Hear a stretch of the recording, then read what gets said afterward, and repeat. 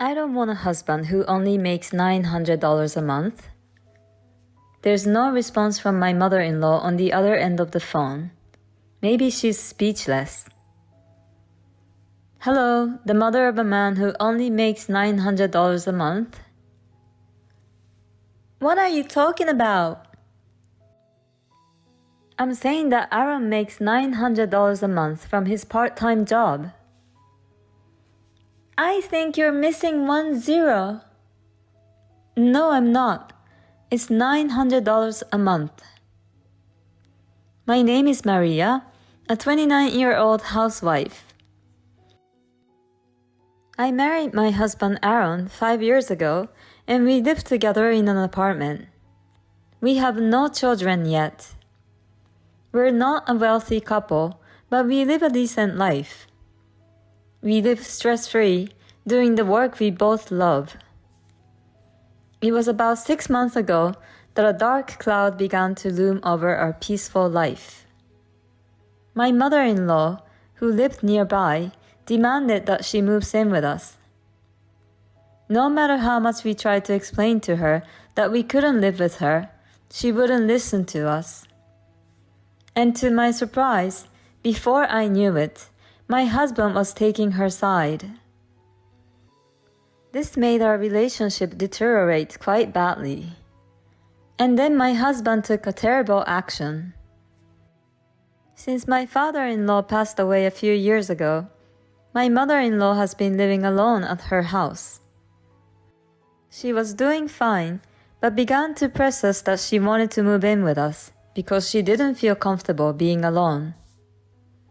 But that's not the real reason. Her house was getting old and falling apart. It would have to be renovated to make it a comfortable place to live. But my mother-in-law didn't want to pay for it, so she came up with the idea of moving in with us. That way, she wouldn't have to pay for it. However, when we got married, he promised that we would not live with his parents. My in-laws' house is a 10-minute drive away. If she needs anything, we can come there right away. And I know my mother-in-law didn't think well of me since before we got married.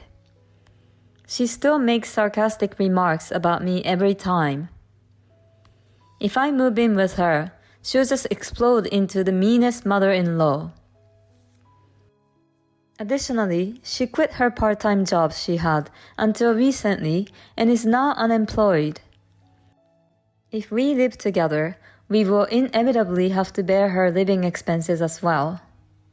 With our current financial situation, it's just not possible.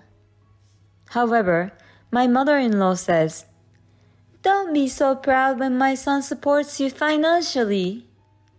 I told her that I work from home and that my husband doesn't support me financially. However, my mother-in-law just ignored me. She just insisted that with her son's income, we can live lavishly. There is no way we can live on my husband's income alone. So I asked her if she knew my husband's monthly income. She immediately replied, "Of course.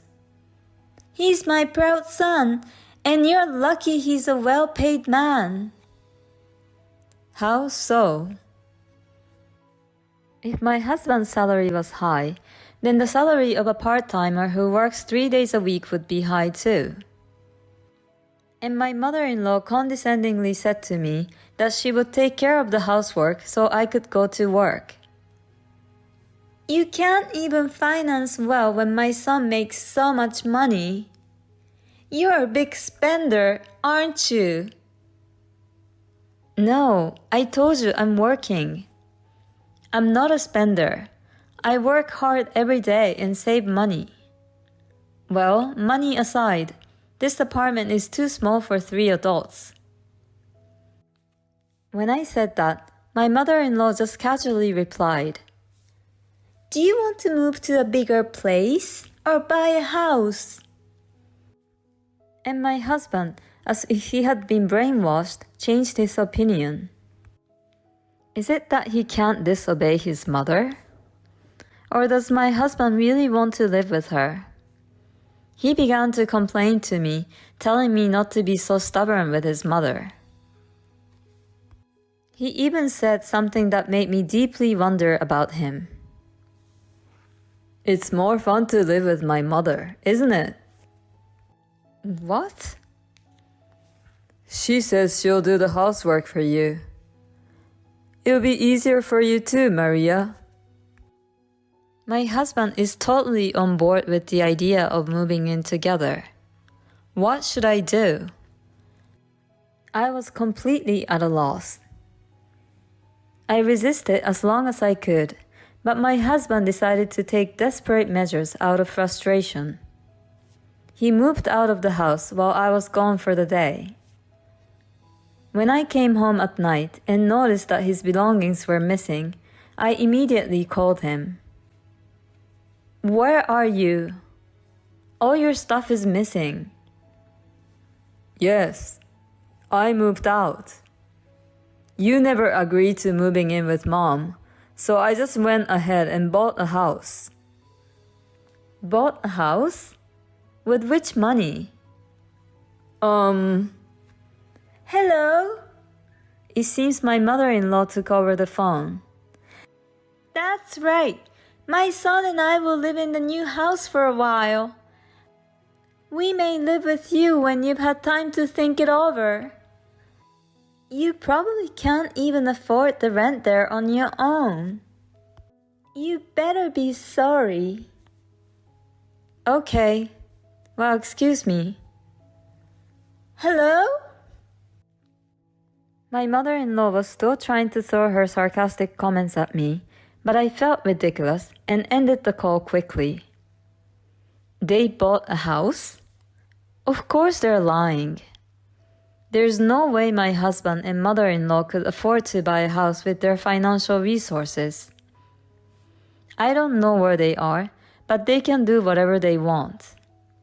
In fact, I can live on my own without my husband, and I can afford to be on my own financially. I was paying the rent with my own money to begin with. So I have nothing to worry about even if my husband is gone. I started to seriously consider divorce.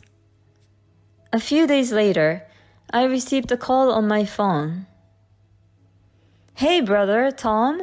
Long time no talk. You know, there's Aaron and his mother at my house. What? My brother owns a house. Right after he bought the house, he got transferred. And I was left in charge of managing the house ever since. Hold on a sec. I immediately checked the safe in the bedroom. It's not there. The key to my brother's house is missing. Tom, the key is missing. Did you call Aaron? No, I'm watching from outside. I'm sorry, Tom. It's a long story. I have a pretty good idea what may be going on. What should I do? We can call the police already. Yeah, but they're your family. I don't think the police will intervene. That's right. I'm sorry. I'll take care of it in a couple of days. Can I ask you to wait a little? Okay. Let me know if there's anything I can do to help. Thanks. As soon as I got off the phone with my brother, I called my husband. Oh, I hope you're feeling sorry by now. Why is my mother-in-law picking up? Where are you? Oh, you don't sound so sorry, are you? Where are you? I don't need to tell you anything. You're desperate, aren't you? You don't want to give up your husband with a $9,000 monthly salary. $9,000 salary? Who? Of course, it's my son. A son with enough money to buy such a splendid house. Ha ha ha ha ha. I couldn't help but burst out laughing. What's so funny? Aaron said that if you don't listen to him, he's willing to divorce you. I see. Then divorce is fine. How stubborn are you? If he dumps you, you won't be able to do it on your own, will you? Of course I will. I don't want a husband who only makes $900 a month. There's no response from my mother-in-law on the other end of the phone. Maybe she's speechless. Hello, the mother of a man who only makes $900 a month? What are you talking about? I'm saying that Aaron makes $900 a month from his part-time job. I think you're missing 1 zero. No, I'm not. It's $900 a month. When I asked Aaron about his salary, he said around 9. Yes, that's right, around 9. Well, I guess it's hard to believe that your son only makes $900. Well, $9,000? That's quite a high salary. It was thanks to my salary that we could pay all our expenses. By the way, my salary is around 5. 500? No, 5,000, according to how you think. I'm not being supported by him. My husband quit his job a few years ago. Since then, he only works part-time 3 days a week. When I told my mother-in-law about this, she didn't react. I went on with my story. By the way, the house that you live in right now, the house you think my husband bought, it belongs to my brother. This house was bought for me by Aaron. No, it's my brother's house. I was in charge of it while my brother's family lives in another area.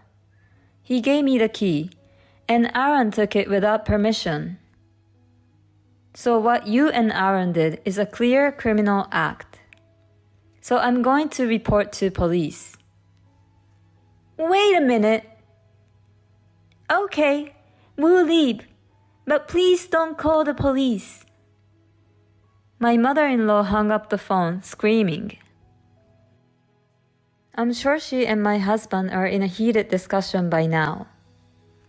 When I went to check on my brother's house afterwards, my husband and mother-in-law were gone. They must have run back to their house in a panic. I immediately contacted my brother and apologized for the trouble my husband had caused. And I still had one thing left to do. Divorce my selfish husband. I signed the divorce papers and sent them to my in-laws' house. Then my husband called me in a panic. You're kidding, right? I'm sorry, and I apologize about the house, so please reconsider. I can't be married to a thief. Please live happily with your mother, whom you love so much. I can't live if you leave me. Get a full-time job.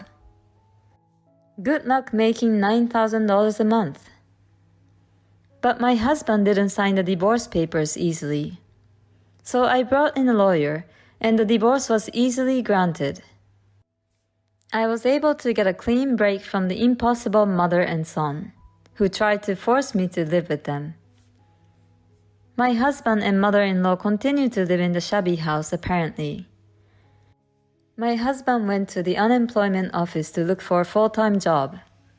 But because of the long period of time he spent working part-time, it was difficult to find a company that would hire him on a full-time basis. They are still living on his $900 income. And his mother-in-law started working part-time again. My husband's mother-in-law complains to him every day, and they fight constantly. I moved out of the apartment I was living in with my husband and moved into a new place. I don't have to support him anymore.